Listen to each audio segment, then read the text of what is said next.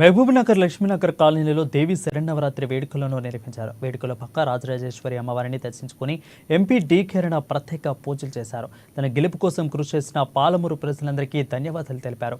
మోదీ ఆధ్వర్యంలో నిత్యం ప్రజాసేవలో ఉంటూ ఈ ప్రాంత అభివృద్ధికి కృషి చేస్తానని అన్నారు. లోకల్ బాడీస్లో రిజర్వేషన్లు సద్వినియోగం చేసుకోవాలని కోరారు.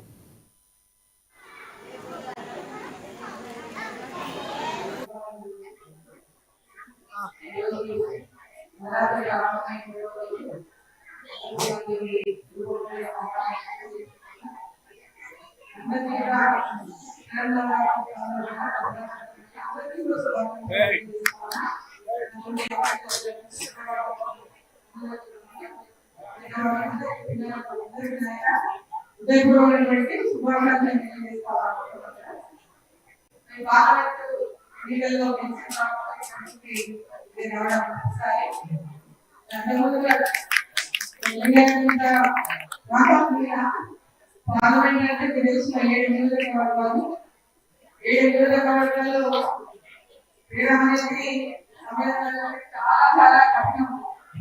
ఇప్పుడు 7 నియోజకవర్గాల నా పరిణామాలు